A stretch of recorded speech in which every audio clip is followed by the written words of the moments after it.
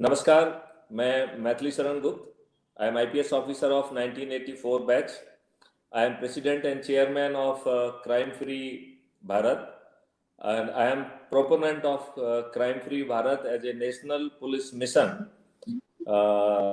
micro mission 06 of BPRR। आज के session में 1-to-1 सेशन है डॉक्टर संजीव सहाय जी से। डॉक्टर संजीव सहाय जी का परिचय देना अपने आप में सूर्य को रोशनी दिखाना, दीपक दिखाने जैसा है, फिर भी मैं प्रयास करता हूँ। आप एक शिक्षाविद रहे हैं। आपने लखनऊ से जो है अपना ग्रेजुएशन किया हुआ है। आप वेस्टर्न हिस्ट्री में आपने मास्टर्स की हुई है फ्रॉम लखनऊ यूनिवर्सिटी 1975 एंड इसके बाद आपने प्रिंटिंग और एडवर्टाइजिंग और गारमेंट्स रिलेटेड बिजनेस में भी अपनी भूमिका निभाई है। उसके बाद आप फैमिली बिजनेस में पहुंचे जो कि शुगर और उससे संबंधित था, और फाइनली एग्रीकल्चर और शुगर, उसमें आप 1979 तक जुड़े रहे। आपकी शादी जो है 1981 में हुई है। अभी आपके 2 बच्चे हैं, 2 लड़के हैं, और आप जो है एक ग्रास रूट पॉलिटिशियन रहे हैं। आपने 1984 से 1996 तक जो है आप सक्रिय पॉलिटिक्स में आपने भूमिका निभाई है, और हर किसी के जीवन में एक एनलाइटनमेंट आता है, तो आपको भी वैसे ही एनलाइटनमेंट एक हुआ, और आपने जो है गुरु जी आपके ज़िंदगी में प्रवेश हुए, और आपने अपना जीवन साईं बाबा के लिए और अपने गुरु जी के लिए समर्पित किया। आज हम आपसे संवाद करते हुए अपने आप को गौरवान्वित महसूस कर रहे हैं, और ये महसूस कर रहे हैं कि एक कोई ज़रूर एक कॉस्मिक क्षण है कि हमें आपसे संवाद करने का मौका मिला है।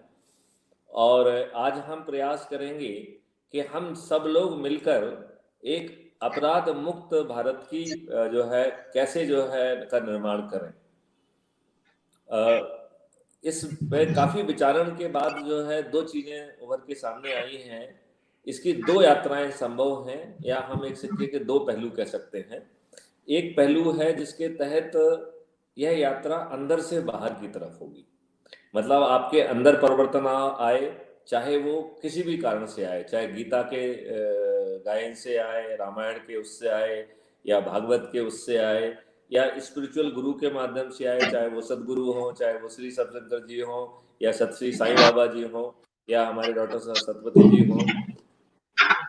तो एक यात्रा जो है वो अंदर से हुई, जिसने आप में आंतरिक परिवर्तन लाया, जिससे आपका चरित्र का निर्माण हुआ, जिससे आपका आचरण जो है ना शेप हुआ, आपका व्यवहार शेप हुआ। इसी व्यवहार को जो है ये हमारी जो है ये ज़्यादा भौतिकवादी है और यथार्थवादी जो है एस्पेक्ट है, वो है बाहर से अंदर की यात्रा। तो ये यात्रा जो है आपको 5 सर्टेनिटी डॉक्टर साहब मैं बताना चाहता हूँ, 5 सर्टेनिटी दे रही है। पहली certainty of cognizance of FIR even without going और विजिटिंग टू थाना। इस सर्टेनिटी में हर किसी के अधिकार को यथावत रखा गया, उसमें कोई छेड़खानी नहीं की गई है। तो पहले जो है सिस्टम आपकी FIR को कैप्चर कर रहा है, सिस्टम उसमें सेक्शन लगा रहा है, और सिस्टम ही आपके सिग्नेचर का जो ना उसमें प्रोविजन क्रिएट कर रहा है। तो 4 तरीके के उसमें सिग्नेचर का प्रावधान है। अब जो है किसी भी FIR में 4 हिस्से होते हैं। एक हिस्सा होता है FIR का कंटेंट, दूसरा होता है कि उसमें कौन से कानून लगाए गए, तीसरा हिस्सा होता है कि उसमें फरियादी या कंप्लेनेंट के सिग्नेचर हो, और चौथा हिस्सा होता है कि उसमें SHO के हस्ताक्षर हो। तो ये पहली बार लीगली एक्सेप्टेड FIR पैदा करने का जो है ना एक सिस्टम तैयार किया गया है। तो यहाँ पे फरियादी के या कंप्लेनेंट के सिग्नेचर लेके सिस्टम जो है CCTNS में प्रवेश कर रहा है सिटीजन पोर्टल के माध्यम से, और वो थानेदार के डेस्कटॉप पे अपीयर हो रहा है, कह रहा है कि देखिए साहब ये अपराध हुआ है, आप इसमें हस्ताक्षर कर दीजिए। यदि थानेदार अपने डिजिटल हस्ताक्षर कर देता है तो आपकी FIR कंप्लीट हो गई है। आपको अपने ऐप पे ही अपनी FIR दिख जाएगी, और आगे के एक्शंस भी आपको वहां दिखने लग जाएंगे। अब समस्या तब पैदा होती है जब थाना प्रभारी कहता है कि नहीं नहीं मैं सहमत नहीं हूं। तो सिस्टम कहता है कि भाई आप सहमत नहीं है तो आप वो कारण लिखिए जिसके कारण आप सहमत नहीं है। और अज्यूम करिए कि थाना प्रभारी उसमें से जो भी कारण उसको उचित लिखते हैं वो कारण लिख देता है। जैसे ही वो कारण लिख के अपने डिजिटल सिग्नेचर उसमें करता है, सिस्टम उसको अंदर से ही एसपी के डेस्कटॉप पे ले जाता है और एसपी से कह रहा है कि भाई देखिए आपके हमने कॉग्निजेबल ऑफेंस की रिपोर्ट की, आपके थानेदार जो है ना साहब ये बात कह रहे हैं और कानून ने 154(3) में जिम्मेवारी आपके ऊपर सौंपी है, तो कृपया अब आप इस कॉल को अटेंड करें और आप डिसाइड करें। यदि आप इसमें डिजिटल सिग्नेचर कर देंगे तो ये एफआईआर में कन्वर्ट हो जाएगा। और इस 154(3) के तहत एसपी को बहुत ज्यादा पावर दिए गए हैं। वो अपने उसको जरूरी नहीं है कि उसी थानेदार को मार्क करे या उसी डिप्टी एसपी को मार्क करे या उसी एडिशनल एसपी को मार्क करे। वो अपने किसी भी अधीनस्थ को वो मार्क कर सकता है और जिसको भी मार्क करेगा उसको स्वतः जो है थाना प्रभारी के समस्त अधिकार प्राप्त हो जाएंगे इस केस के लिए। ऐसा पावरफुल कानून है। अब मान लेते हैं कि यदि एसपी सिग्नेचर कर देता है तो एफआईआर बन गई। अब कुछ भी कारण हो या हम मानते हैं कि एसपी भी हमारी बात से सहमत नहीं है, तो जैसे थाना प्रभारी ने अपने कारण लिखे वैसे ही एसपी को अपना कारण लिखना है।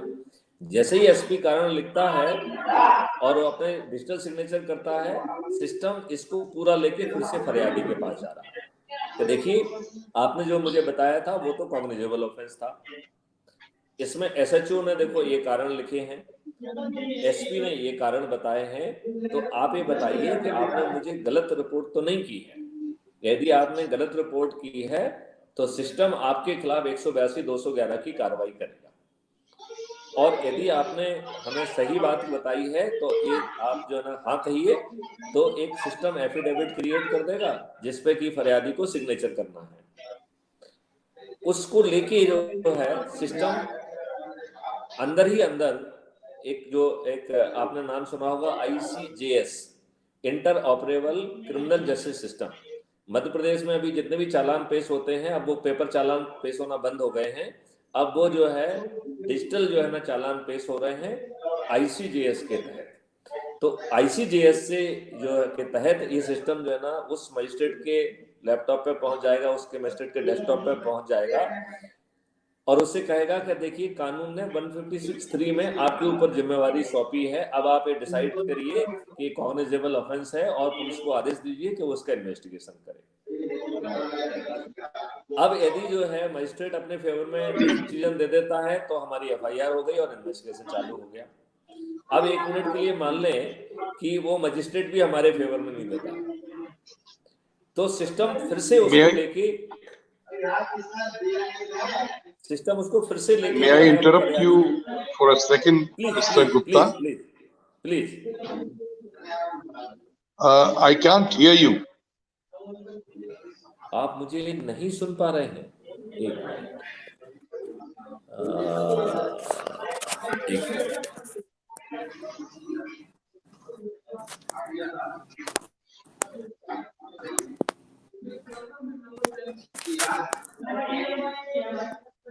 Is it better?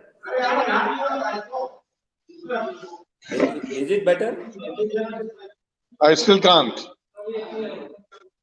अच्छा एक minute I cannot hear you. मैं आप म्यूट एक मिनट मैं आपको म्यूट कर रहा हूं। अभी हमने आपको म्यूट कर दिया है, अब आप मुझे सुन पा रहे हैं? Can you hear me now? Hello, can you hear me? Hello, Yes. आप मुझे सुन पा रहे हैं? I still cannot hear you. Okay, तो इसका मतलब है कि ये No. प्रॉब्लम आपके एंड पे है। एक मिनट आपको may I request you to leave and rejoin, क्योंकि कई बार क्या होता है कि ये टेक्निकल प्रॉब्लम रिजॉल्व हो जाती है bye leaving and joining.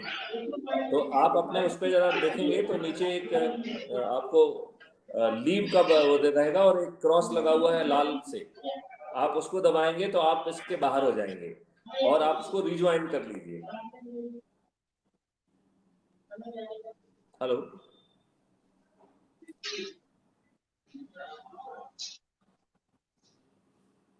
Hello,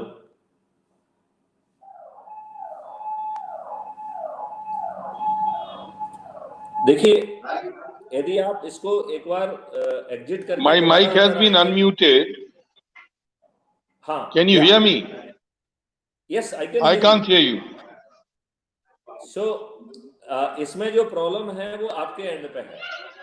तो व्हाट आई विल सजेस्ट, आप जो है एक बार इसको लीव करिए, आप अपने उसको टिक करिए तो आपको नीचे की तरफ एक बहुत सारे आइकॉन दिखेंगे जिसमें आपको माइक्रोफोन दिखेगा, अपना जो है वो दिखेगा, स्ट्रीमिंग सिस्टम दिखेगा और सबसे किनारे लाल उसमें क्रॉस लगा हुआ है जिस पर लिखा है लीव। तो आप लाल क्रॉस को बटन दबा के आप एक बार बाहर निकलिए और फिर से ज्वाइन कर लीजिए। आपकी प्रॉब्लम खत्म हो जाएगी। Mr. Gupta, I can't hear you. Can you hear me? I can hear you. You have to leave. आप जो है एक बार My एग्जिट camera करके and दोबारा mic are अंदर on. एक मिनट I will talk to you. मैं आपको फोन पे बताता हूँ।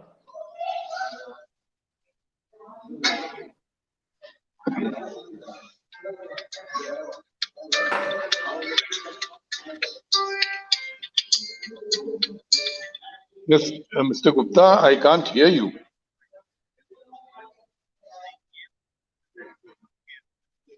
नहीं, यहाँ मेरा मेरा मेरा माइक और कैमरा दोनों ऑन है। हाँ,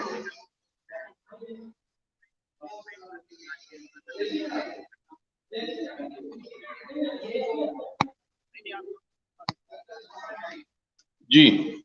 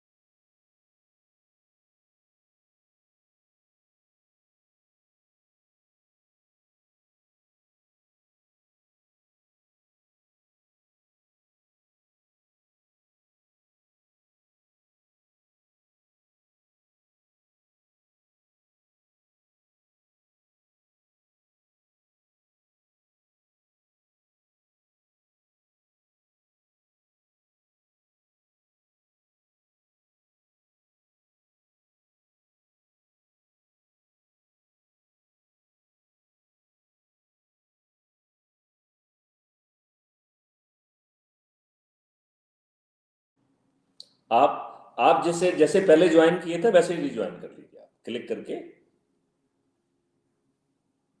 कई बार जो है ना बीच में फोन आने से भी जो है ना ये साउंड सिस्टम, हाँ, तो उस समय वो गड़बड़ हो जाता है। तो अब भविष्य में जो है ना ये जब गड़बड़ हो तो आप लीव करके दोबारा अंदर करेंगे तो प्रॉब्लम खत्म हो जाएगी।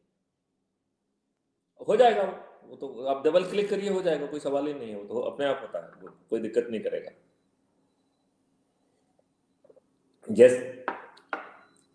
नहीं, आपको लॉगिन कोड की क्या जरूरत है? आप तो सिर्फ उस पे जो है ना, जो हमने आपको भेजा हुआ है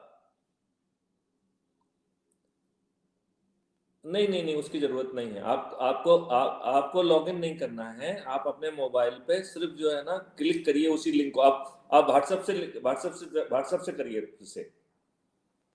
हाँ, इसको बंद कर दीजिए, आप इसको स्क्रीन को भी बंद कर दीजिए। आप स्क्रीन को बंद कर दीजिए और व्हाट्सएप से जो है ना उसको, हाँ,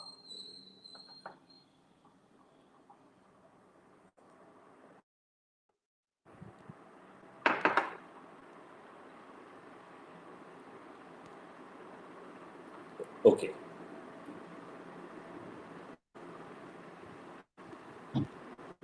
अब आप मुझे एक मिनट, आप मुझे सुन पा रहे हैं आप? Yes, very much. ओके।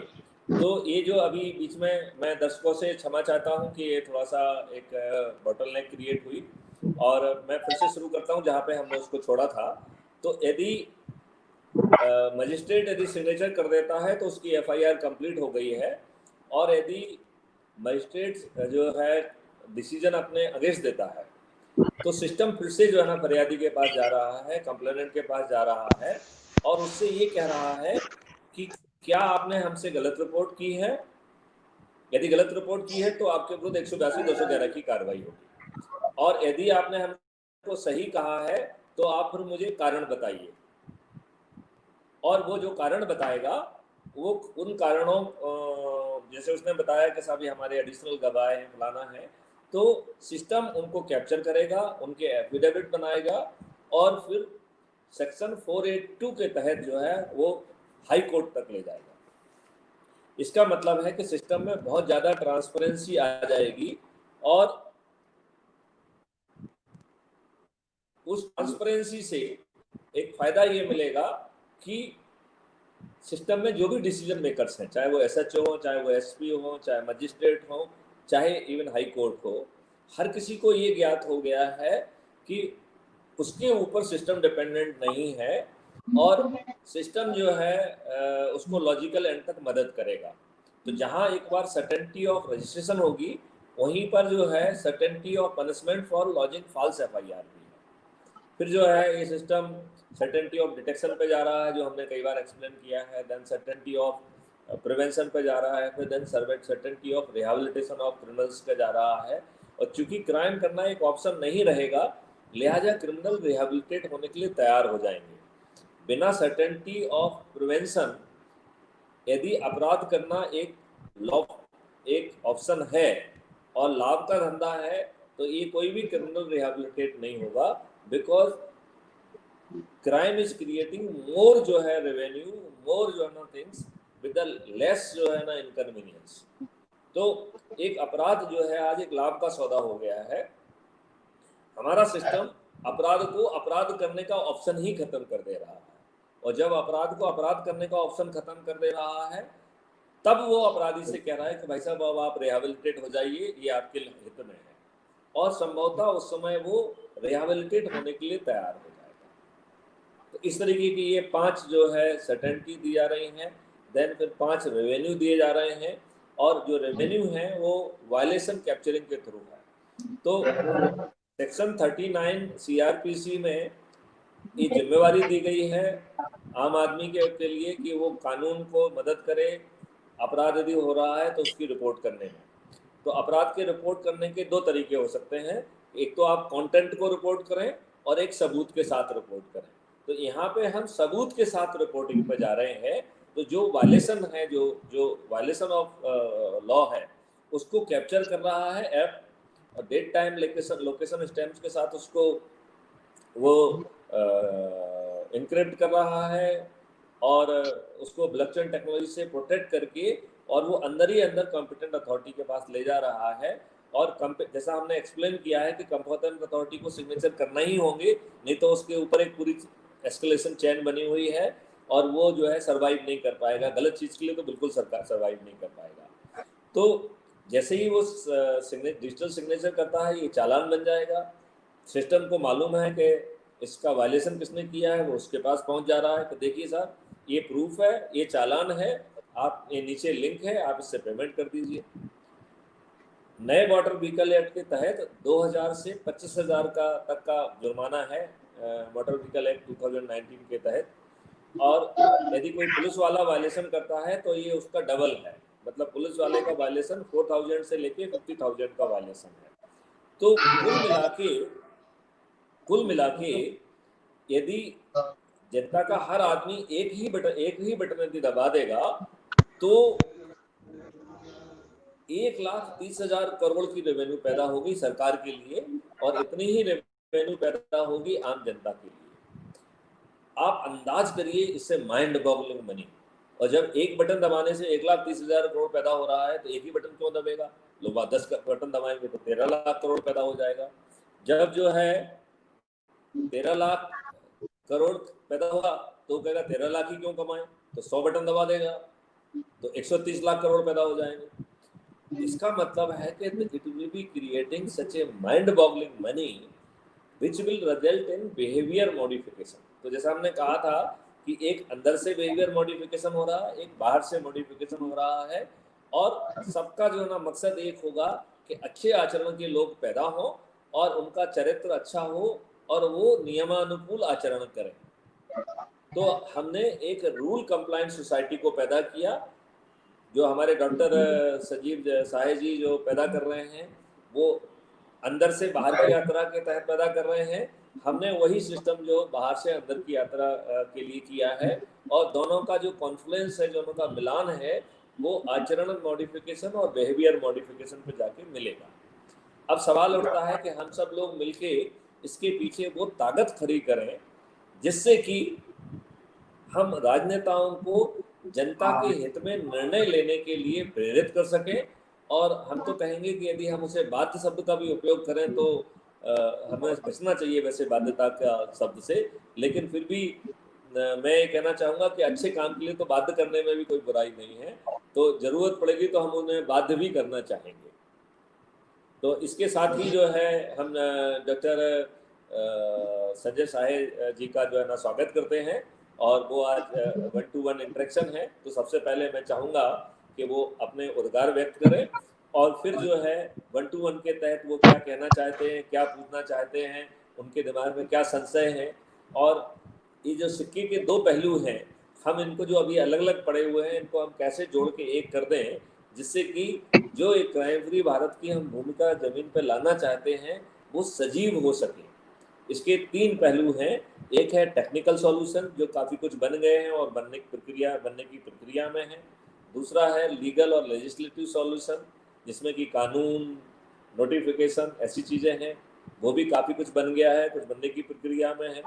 और तीसरा है आम जनता की एक फौज जो है ना खड़ी कर दी जाए, जो कि एक प्रेशर पैदा करे कि नहीं, अब बहुत हो गया है, हमें अच्छे भविष्य जो है ना हमारा हक है, हमारा फंडामेंटल राइट है, हमें मिलना चाहिए। अपराध मुक्त भारत भी हमारा फंडामेंटल राइट है। हमारी पर कैपिटा इनकम जो है ना 3 से 5 गुना या 10 गुना बढ़ना भी हमारा फंडामेंटल राइट है। हमें वैभव मिले, ये भी हमारा फंडामेंटल राइट है।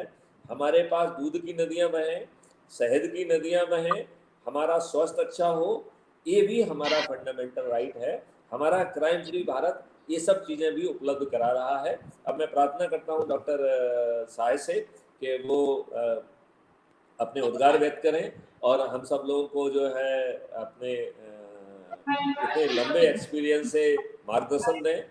उनके जेहन में जो अपराध मुक्त भारत के संबंध में प्रश्न उठ रहे हैं, कृपया वो पूछें। और फिर मेरा लास्ट में उनसे प्रार्थना रहेगी कि उनके पीछे जो इतना बड़ा जन समूह खड़ा हुआ है, उस जन समूह को जागृत करके वो क्राइम फ्री भारत के लिए भी उसे जागृत कर दें, तो इस सोने में सुहागा जैसी स्थिति बनेगी। यही मेरी प्रार्थना है। प्रणाम मैथिली शरण गुप्त जी। जी नमस्कार। मैं आभारी हूँ, आपने मुझे अवसर दिया अपने शो पे आने के लिए, और निश्चित रूप से आपका प्रयास सराहनीय है और it is a very good beginning. हाँ, अपने अनुभव के आधार पे I would like to make a few points. Number one, the vested interests, I would call them, those who are prevailing in our political system, social system, who have sort of taken control of all these systems and institutions, and are making them to their advantage, thus depriving the vast masses of their bona fide legal rights and fundamental rights. तो इस दिशा में आपका प्रयास बहुत सराहनीय है।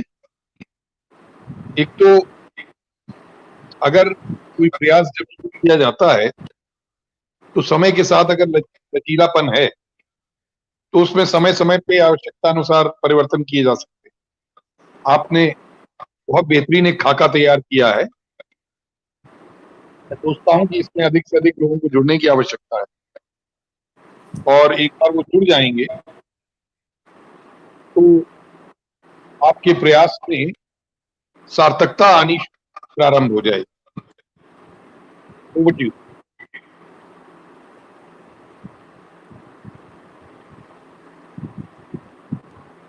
जी जी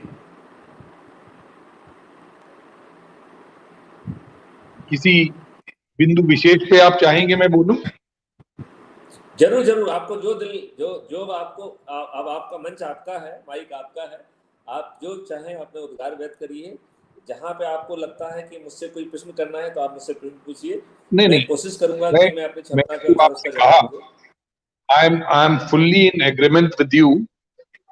I loved your efforts. You've taken a lot of pains to outline a system and a process through which our country can and our society can gain and get their fundamental rights.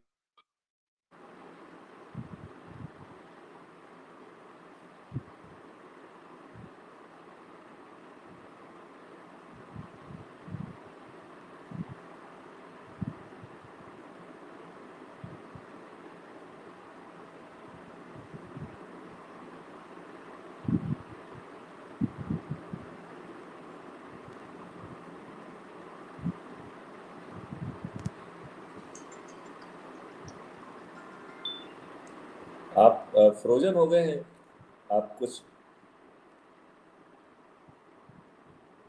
जी जी। वो अच्छा, तो आप उसको जब तक charger पे लगाइए, जब तक मैं करता हूँ, ठीक है ना? जब तक आप चार्जर, बिल्कुल ठीक है, बिल्कुल बिल्कुल बिल्कुल बिल्कुल बिल्कुल बिल्कुल बिल्कुल बिल्कुल बिल्कुल बिल्कुल। डॉक्टर साहब की तरफ जो है ना थोड़ी सी टेक्निकल कंटिजेंसी आ गई है, उनका मोबाइल डिस्चार्ज हो गया है। तो तब तक मैं जो है इसको दोबारा इस जिम्मेवारी का निर्वहन करता हूँ जब तक डॉक्टर साहब जो है ना जुड़ते हैं, फिर हम उनको सुनेंगे। तो मित्रों, अभी अपन ने पहली सर्टेनिटी के बारे में विस्तार से बताया था। दूसरी सर्टेनिटी के बारे में द सर्टेनिटी ऑफ डिटेक्शन, ये भी एक बहुत पावरफुल स्ट्रेटेजी है। इस पावरफुल स्ट्रेटेजी के तहत एक बहुत ही औसत दर्जे का पुलिस ऑफिसर वो चमत्कारिक विवेचना कर पाएगा जो आज के समय उसके लिए संभव ही नहीं है। वो सीन ऑफ क्राइम से वो एविडेंस कैप्चर कर पाएगा जो आज उसको वो सोच भी नहीं सकता। बैकएंड इंजन जो है वो हिस्टोरिकल डाटा से बहुत सारी एनालिसिस निकाल के जो जो लोग ये अपराध कर सकते हैं उनको संभावना के आधार पर उनके फोटोग्राफ पुश करेगा, और यदि वो उसके फोटोग्राफ पहचान लिए जाते हैं तो आपका क्राइम ऑलरेडी डिटेक्ट हो गया। यदि मान लो आपके डाटाबेस में उसका फोटोग्राफ नहीं है क्योंकि वो नया अपराधी है, तो और हमारे मौके पर कुछ एविडेंस हैं, विटनेस हैं, तो उनके माध्यम से हम उनका उसका डिजिटल पोर्ट्रेट जो है ना 1 से 1.5 मिनट या 2 मिनट में हम क्रिएट कर पाएंगे, और उस फोटोग्राफ के माध्यम से हम डाटाबेस को भी सर्च कर पाएंगे, और हम बहुत सारा जो है ना बैकवर्ड और फॉरवर्ड इंटीग्रेशन कर पाएंगे। देन बहुत संभावना के आधार पर हम जो है PSTN डाटा, CDR डाटा और ढेर सारा बैंक डाटा और बहुत सारी चीज़ों को हम रिक्विजिशन करके और बहुत लॉजिकल इन्फ्रेंसेस निकाल सकते हैं कि किस व्यक्ति के द्वारा ये अपराध किया गया होगा, और उसके बारे में हम एडिशनल प्रूफ जो है IO को भेज सकते हैं और IO को अपराध की विवेचना में मदद कर सकते हैं। देन जो है इस इंफॉर्मेशन के आधार पर जो है उसका बहुत लंबा जो है समय का कम से कम 1 साल का पूरा जो है ना मूवमेंट और सब चीज़ जो है वो मैप की जाएगी क्राइम से, और ढेर सारे ऐसे ऑफेंस जो है ना वो पते में आ जाएंगे जो इस क्राइम से जिनका कोई लेना देना नहीं है, और सिस्टम बैकएंड से यदि उनकी FIR दर्ज है तो उनके IO तक पहुंचकर उनके IO को मदद करेगा, और यदि उसमें FIR दर्ज नहीं है तो FIR दर्ज कराएगा, और फिर जो है उनके IO को, उनके सुपरवाइजरी ऑफिसर को विवेचना करने में मदद करेगा। तो इस प्रकार जो है, और जो भी बैकएंड टेक्नोलॉजी कर रही है, सिस्टम ने एक बड़ा कॉन्शियस डिसीजन ये लिया है कि वो कोर्ट के सामने टेक्नोलॉजी का आउटपुट लेने की बजाय उस आउटपुट को वो एक्सपर्ट को परोसेगा, और एक्सपर्ट के जो ओपिनियन है उसको जो है वो फिर सेक्शन 45 एविडेंस एक्ट के तहत कोर्ट में ले जाएगा। तो इस प्रकार एविडेंस की अबंडेंस बढ़ेगी और उसके साथ ही जो है एविडेंस के अबंडेंस के साथ साथ वो सब एविडेंस जो है ना अपने आप में अकाट हो जाएंगे, इनफेलिबल हो जाएंगे। क्यों? क्योंकि उसमें सर्टिफिकेट ऑफ एडमिसिबिलिटी रहेगा, तो कोई उसकी ग्राह्यता का कुछ नहीं उठा सकता है। सर्टिफिकेट ऑफ इंटीग्रिटी रहेगा, तो कोई ये नहीं कह सकता है कि ये एविडेंस मैनिपुलेटिव है। और certificate of chain of custody रहेगा, तो कहीं पे चूंकि उसकी कस्टडी ब्रोकन नहीं हुई है, लिहाजा उसकी ग्राह्यता पे कोई प्रश्न उठा नहीं सकता है। तो उसका जो टोटल जो वैल्यू है उस एविडेंस की, वो बहुत ज़्यादा हो जाएगी और उसके कारण अधिकांश प्रकरणों में हम सजा दिला पाएंगे। देन हम जो तीसरी सर्टेनिटी है, सर्टेनिटी ऑफ कन्विक्शन, जिसमें हम कोर्ट की मदद कर रहे हैं। कोर्ट को हम समन्स वारंट जारी करने में मदद करेंगे। उसके हमारे सिस्टम के तहत ही उसका एग्जीक्यूशन होगा, तो पुलिस की डीवर्डनिंग और डी स्ट्रेसिंग होगी।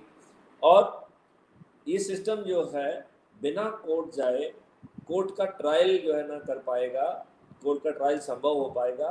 तो उसके लिए विटनेस सेंटर का प्रावधान होगा। डिफेंस लॉयर अपने जज चैम्बर से जो है ना अपने आप को जो है ना डिपोज कर पाएगा, उसे एक फ्लोर से दूसरे फ्लोर भाग दौड़ने की ज़रूरत नहीं है। प्रोसिक्यूशन लॉयर को भी जो है ना अपने चैम्बर से ही वो मल्टीपल जो है ना उनको अटेंड कर पाएगा। और बैकएंड टेक्नोलॉजी जो है बहुत सारी चीज़ों को कैप्चरिंग करने में मदद करेगी कि विटनेस के हाव भाव क्या हैं, यदि वो परस्पायर कर रहा है, यदि उसके हाथ पैर कप रहे हैं, तो उन सब चीज़ों को न केवल वो देख पाएगा बल्कि उसको जो है वो बता भी पाएगा। और जब वो उसको बताएगा तो वो चीज़ रिकॉर्ड में आ जाएगी, तो हमारी क्वालिटी ऑफ जो है judgement that will also be enhanced. हम आगे चल के कोर्ट की मदद कर पाएंगे डिसीजन लिखने में, हम कोर्ट की मदद कर पाएंगे उन सब जो है ना जूरिस्प्रूडेंस को, सब जजमेंट को, जो रिलेवेंट जजमेंट्स हैं उनको परोसने में। और यदि उन जजमेंट्स में कॉन्ट्राडिक्शंस हैं तो हम जो है एडवोकेट जनरल के माध्यम से उसे हायर बेंच को रेफर करने का भी काम कर सकते हैं, जिससे जो प्रेजेंट लॉ की इनकन्सिस्टेंसी है हम उसको काफ़ी हद तक अटेंड कर सकते हैं। तो जहाँ पूरी प्रोसेस ज़्यादा ट्रांसपेरेंट होगी, लीगली एडमिसिबल होगी, वहीं पर बहुत जल्दी न्याय संभव हो पाएगा। And then we are going for the re engineering within the legal system and within the court trial system, जिसके कारण जो अभी 3 करोड़ की पेंडेंसी है, so we are coming out with a formula how to dissolve that 3 crore pendency within a year. And यदि हम ऐसा कर पाए तो पूरा जो है ना डायनामिक्स बदल जाएगी। आज जो है ना आदमी अपराध करता है, उसको अपराध करने का इसलिए डर नहीं लगता है क्योंकि उसे मालूम है उसके लाइफ टाइम में ये सिस्टम जो है ना उसे सजा ही नहीं दे सकता है। और इसमें इतने लेकुनाज हैं कि अपील, फिर मर्सी पिटिशन, फिर सेकंड मर्सी पिटिशन।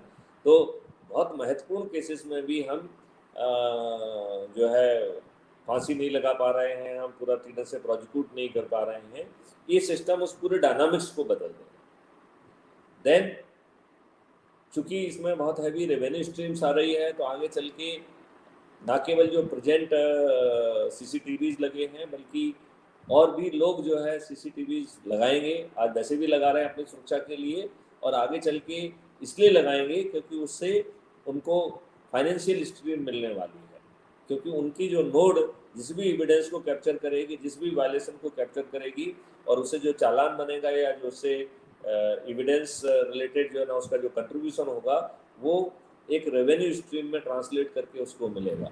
और चूंकि वो बहुत हैवी होगा तो उसकी जो लागत है वो 2 से 3 महीने में ही रिकवर हो जाएगी। तो 3 महीने बाद वो शुद्ध लाभ कमाएगा। तो हर व्यक्ति की, हर कंपनी की, हर स्टार्टअप की इच्छा होगी कि उसके ज़्यादा से ज़्यादा नोट्स लग जाएं, ज़्यादा से ज़्यादा IoT डिवाइस लग जाएं। तो आगे चल के एक बहुत बड़ा नेटवर्क इसका और क्रिएट होगा।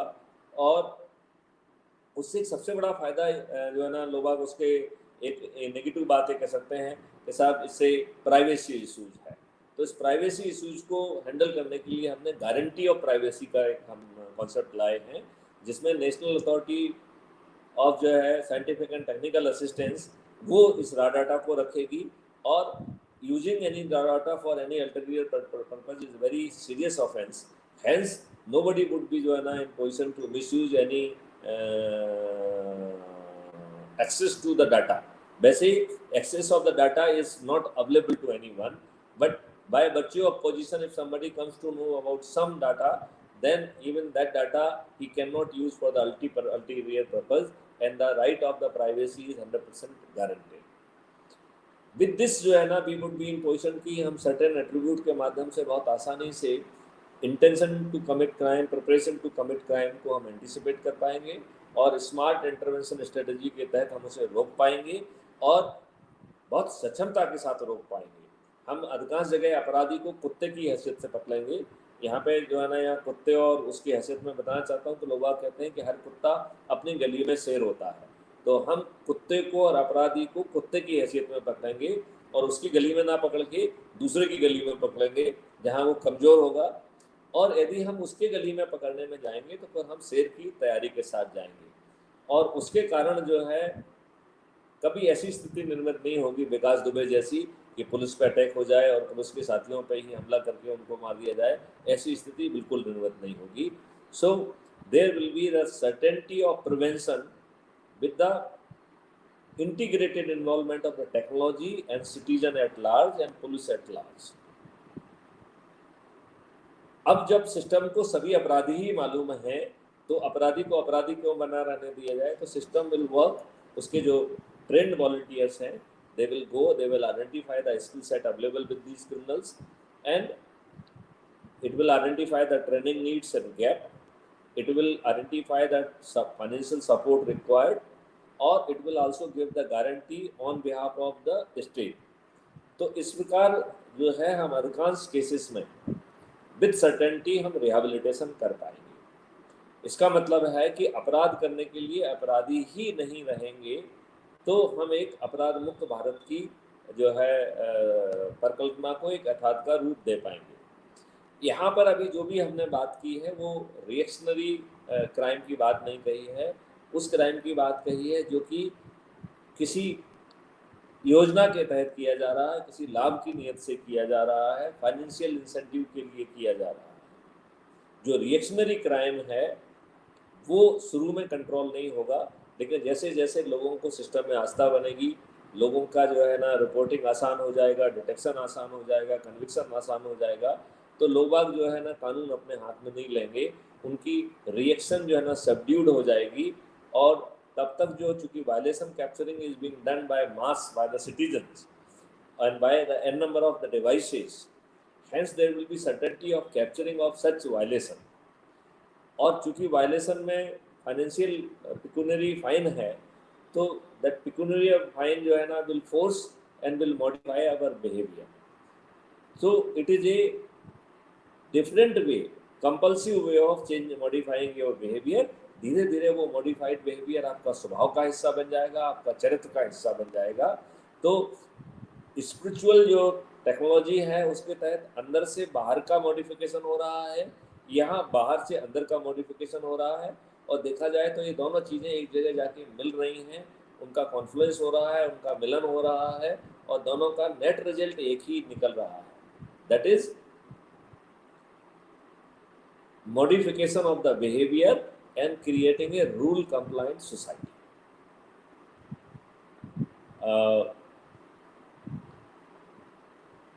Now this is a very important dimension कि हम रूल कंप्लायंस सोसाइटी कैसे पैदा कर रहे हैं, बाय क्रिएटिंग रेवेन्यू स्ट्रीम्स।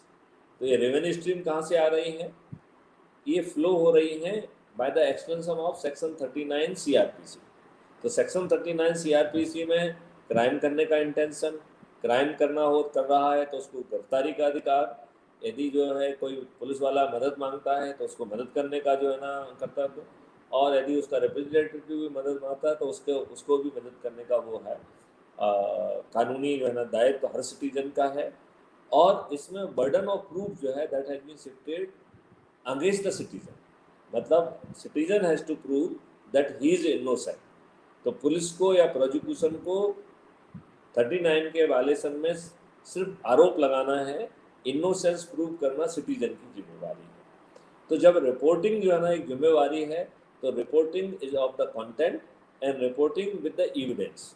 तो अब ऐप जो है एविडेंस कैप्चरिंग करने में, वायलेशन की कैप्चरिंग करने में आपकी मदद कर रहा है। वो वायलेशन कैप्चर जो है ना, जैसे एफआईआर गया है उसी तरीके से कंप्यूटर अथॉरिटी के पास पहुंच रहा है। कंप्यूटर अथॉरिटी उसमें जैसे ही डिजिटल सिग्नेचर करेंगे वो चालान में कन्वर्ट हो जाएगा। सिस्टम उसको लेके जो है ऑफेंडर के पास जाएगा कि देखिए ये प्रूफ है, ये चालान है, या तो आप जो है ना पेमेंट कर दीजिए, नहीं तो 7 दिन बाद आप कोर्ट में जाइए।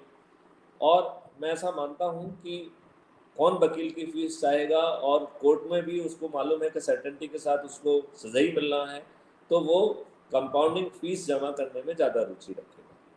और जो कंपाउंडिंग फीस है उसका आधा हिस्सा गवर्नमेंट ट्रेजरी में जाएगा और आधा हिस्सा जो है उस वॉलंटियर को मिलेगा, जो कि, और यहाँ पे हम वॉलंटियर का मतलब है volunteer, public at large, citizen at large, और सीसीटीवी नोट्स और आईओटी डिवाइसेस। ये 3 तरीके से कैप्चरिंग हो सकती है। तो इन 3 तरीकों में जिसने भी कैप्चर किया है उसके, या तो वॉलंटियर को खुद, या यदि डिवाइस है तो उसके मालिक को जो है ना वो 50% रेवेन्यू मिलेगी। और ये बड़ी हैवी रेवेन्यू होगी। यदि हमें माने कि जो 2000 का मिनिमम क्राइम भी यदि कैप्चर करता है तो उसका 1000 रुपये जो है वो सरकार को मिलेगा, 1000 वॉलंटियर को मिलेगा। अब एक के लिए कल्पना कर लें कि यदि जनता का हर आदमी एक बटन दबाता है दिन में, तो 1,30,000 करोड़ रुपए जो है वो शासन के लिए पैदा होंगे, और इतना ही पैसा जो है पब्लिक के लिए पैदा होगा। That kind of the huge money would be created, and then people will be earning a very very heavy stream. This is first stream. Then second stream जो बहुत इंपॉर्टेंट है, दैट इज कि जो summons warrant जो है उसको police execute ना करके आगे चल के ऐप के माध्यम से ये पब्लिक के वॉलंटियर, सिटीजन एट लार्ज करेंगे, और नियरेस्ट वॉलंटियर जो होगा उसको ये जिम्मेवारी दी जाएगी, और उसमें उसकी कंप्लायंस को कैप्चरिंग करने का जो है एविडेंस होगा। और हम जो है कुछ घंटों के अंतराल से भी चाहेंगे तो पेशी कर पाएंगे। इस तरीके का जो है ना certainty of education of summons and warrant रहेगा। देन क्योंकि टेक्नोलॉजी ने ये निर्णय लिया है कि वो टेक्नोलॉजी को सीधे ले जाके कोर्ट में नहीं ले जा रहा है, वो पहले बीच में एक्सपर्ट के पास जा रहा है। तो ढेर सारे एक्सपर्ट्स क्रिएट किए जाएंगे, और वो शासन के द्वारा उनको विधिवत नोटिफाइड भी कराया जाएगा। तो हम ऐसे सभी एक्सपर्ट्स से रियल टाइम बेसिस पे उनका ओपिनियन और रिपोर्ट ले पाएंगे, और साथ में ही उनको हम रेवेन्यू स्ट्रीम देंगे। तो ये तीसरी रेवेन्यू स्ट्रीम है।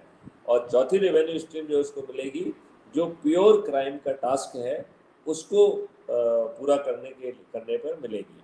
और पांचवी रेवेन्यू स्ट्रीम है कि सिस्टम जो है सिटीजन एट लार्ज, वो जो भी काम कर रहा है उसको उस काम के करने में मदद करेगा, चाहे वो ठेले का काम हो, चाहे वो फार्मिंग का काम हो, चाहे वो इंडस्ट्री का काम हो। तो system would be in position to give him the 5th revenue stream from this profession of that person. चूंकि इतना ह्यूज रेवेन्यू जो है क्रिएट होगा और सर्टेनिटी के साथ होगा, तो that will result in modification of the behaviour.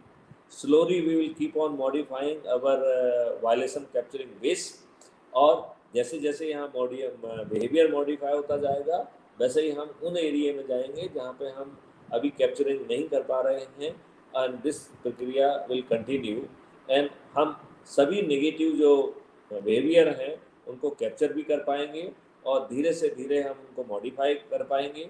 शुरू में वो फाइन के डर से अपने बिहेवियर को मॉडिफाई करेगा, और जब ये मॉडिफाइड बिहेवियर थोड़ा लंबे समय तक चल जाएगा तो वो उसके स्वभाव का हिस्सा बन जाएगा, वो उसके आचरण का हिस्सा बन जाएगा, और वो जो है ना उसे कर पाएगा। अब जो है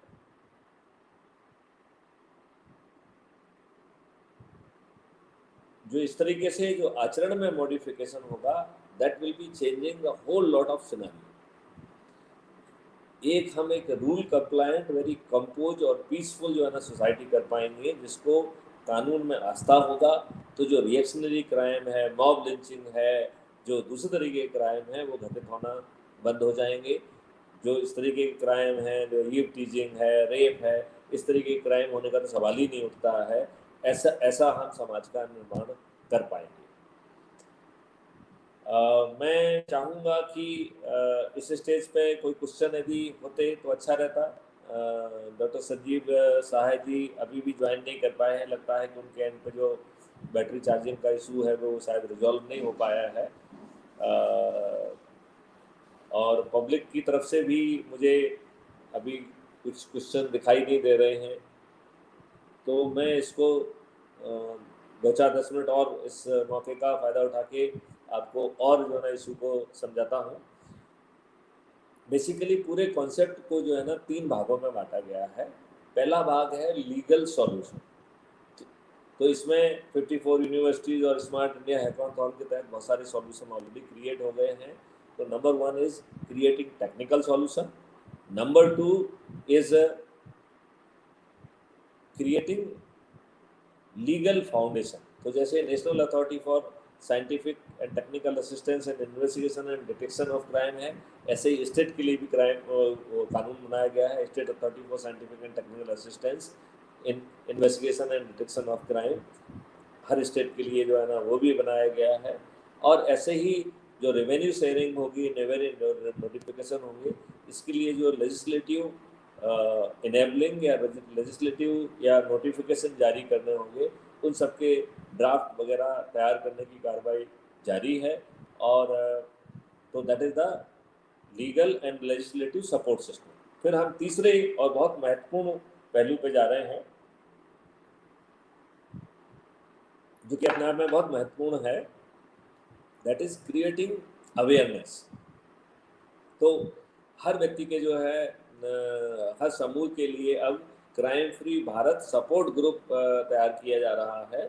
तो इसमें retired police officer, serving police officer, veterans, इसमें आर्मी, नेवल और एयरफोर्स के लोग आएंगे, देन जो है judicial officers, then even judicial employees जो क्लरिकल और बाकी कर्मचारी संगठन हैं, उनको उनके लिए भी जो है ना पूरा नेशनल लेवल का एक स्ट्रक्चर तैयार किया जा रहा है। और धीरे धीरे हम हर विंग में जो है, इंक्लूडिंग स्पिरिचुअल विंग में भी हम जाएंगे।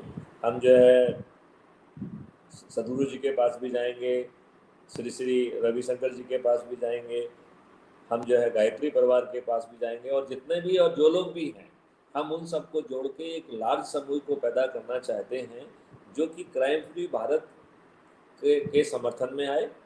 वो ऑलरेडी इसी दिशा में काम कर रहे हैं, वो भी अपराध मुक्त विचार संस्था बना रहे हैं, अपराध मुक्त विचार उसको जो है अंदर से आपके सोच में, आपके आचरण में परिवर्तन ला के अंदर से बाहर की यात्रा कर रहे हैं, और हम बाहर से वही चीज़ अंदर की तरफ ले जाके आपके व्यवहार को जो है ना बदल रहे हैं।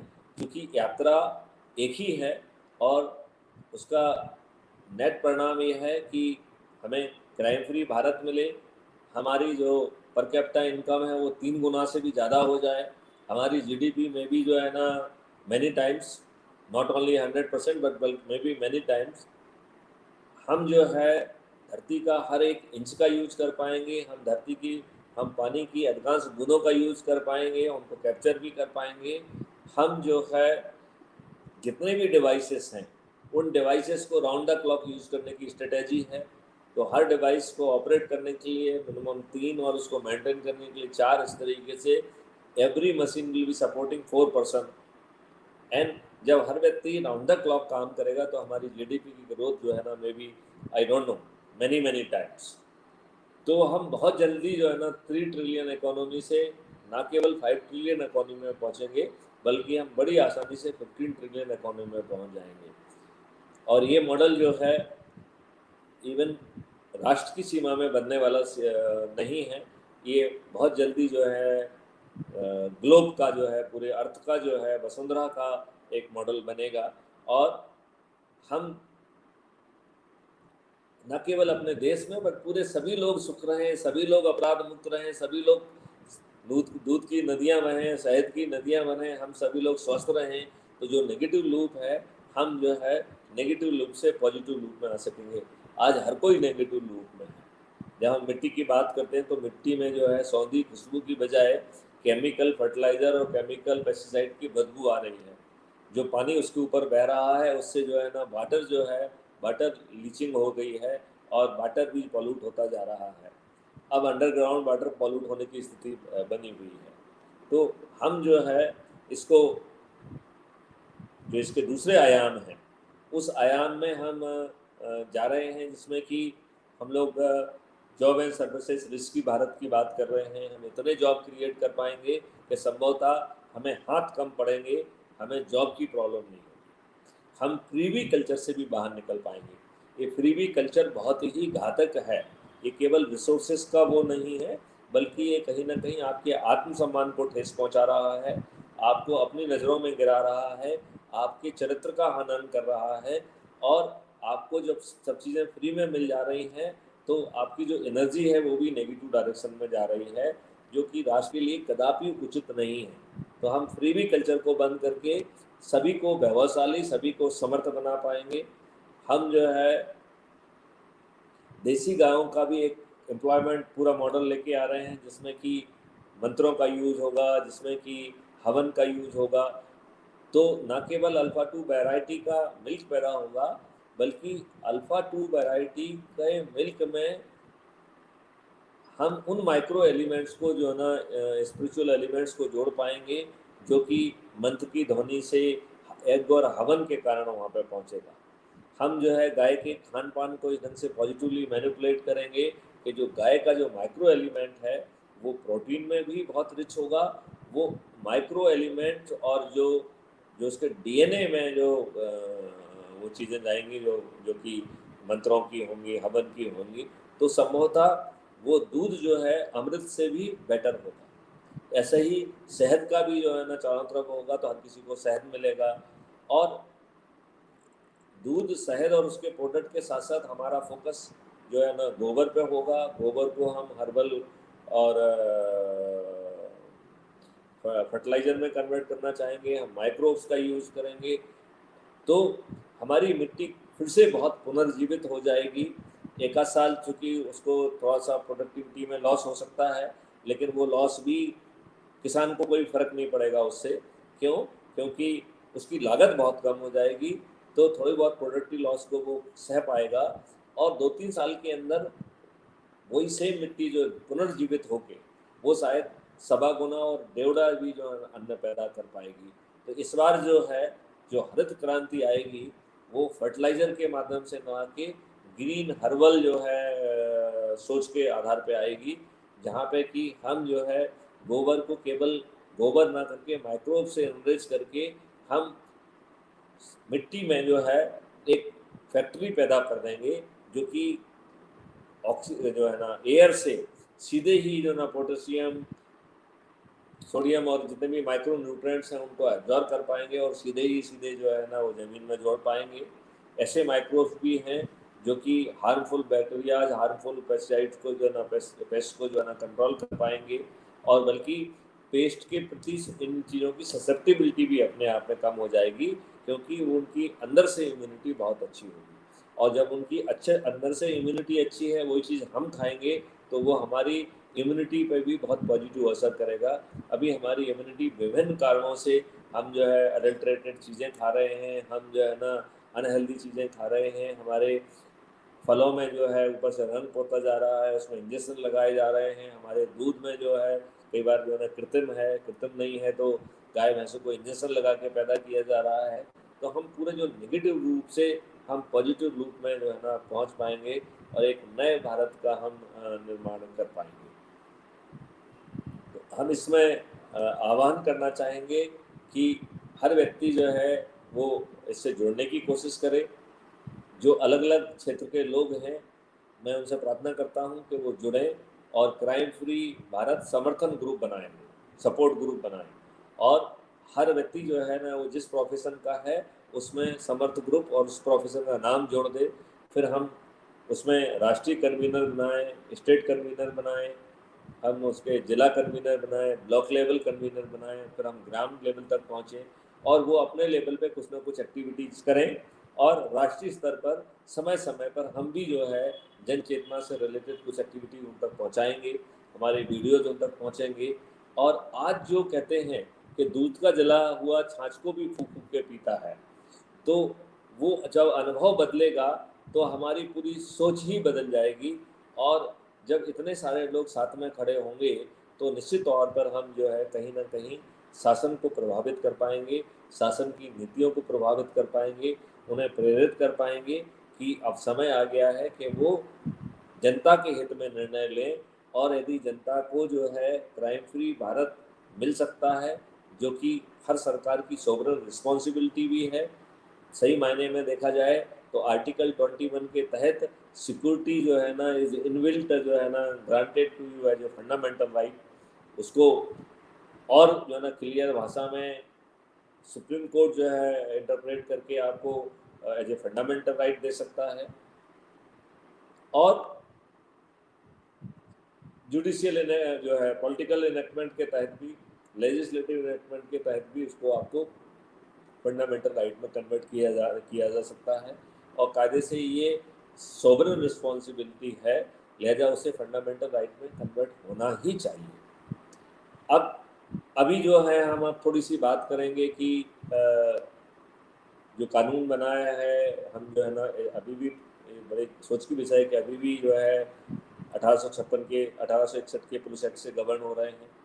मॉडल पुलिस एक्ट भी बहुत समय पहले बन चुका है, लेकिन उसे भी अभी इम्प्लीमेंटिंग किया जा रहा है। तो सवाल उठता है कि ऐसी क्या राजनीतिक मजबूरियां हैं जिसके कारण एक हम अच्छी व्यवस्था नहीं चाह रहे हैं। हमें अंग्रेजों की व्यवस्था ही चूंकि वो सूट कर रही है, हमारे स्वार्थ की पूर्ति कर रही है, तो वो अभी भी मुझे अच्छी लग रही है। हमें उस सोच से थोड़ा सा बाहर निकलना पड़ेगा। और जो अंग्रेजों ने संघीय और असंघीय का जो एक डिवीजन क्रिएट किया है, क्राइम फ्री भारत उस डिवीजन को भी पूरा कर रहा है। तो शुरू में फोकस संज्ञेय अपराध है, लेकिन बहुत जल्दी ही हम नॉन कॉग्निजेबल ऑफेंसेस की ओर भी जा रहे हैं। हम विदिन इन्हीं कानूनों के तहत जो सेक्शन 200 से 204 में प्राइवेट कंप्लेंट का प्रावधान है, हम अपने लीगल वॉलंटियर्स का यूज़ करते हुए उन प्रावधानों के माध्यम से और नेशनल पुलिस अथॉरिटी का जो है ना उसको सपोर्ट देके हम लगभग उसी तरीके के जो है infallible evidence non cognizable offences में भी दे पाएंगे। हम नॉन कॉग्निजेबल केसेस में भी सर्टेनिटी से सजा दिला पाएंगे, हम नॉन कॉग्निजेबल केसेस को आगे चल के सर्टेनिटी से रोक पाएंगे।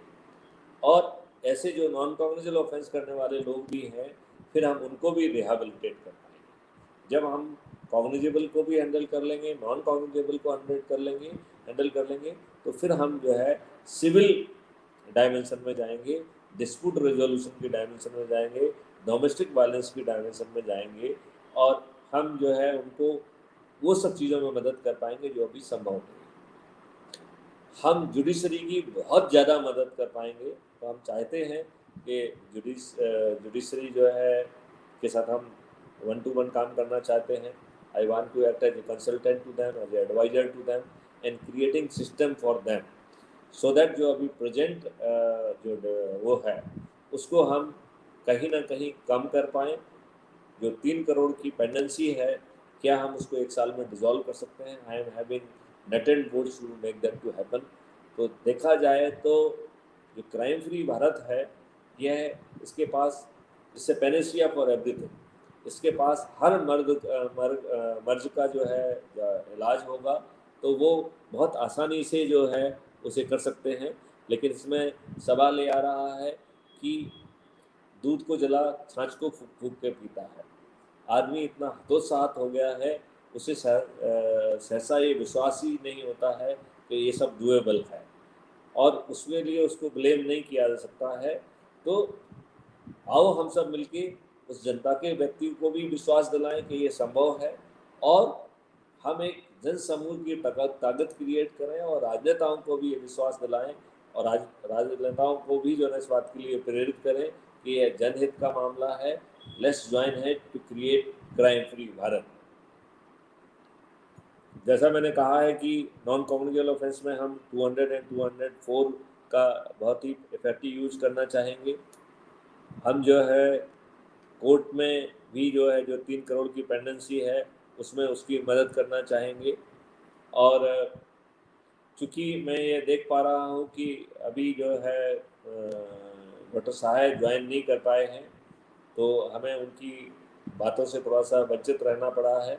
हम कोशिश करेंगे कि एक बार फिर हम उनको आमंत्रित करें, उनसे उनके विचारों को सुनें, उनका जो है ना उसका लाभ लें, और उनके साथ जो एक विशाल जनसमूह जुड़ा हुआ है, उस पूरे जनसमूह को भी मैं का जो है ना आह्वान करता हूँ, अपील करता हूँ कि वो जो है ना क्राइम फ्री भारत की तरफ जुड़ें।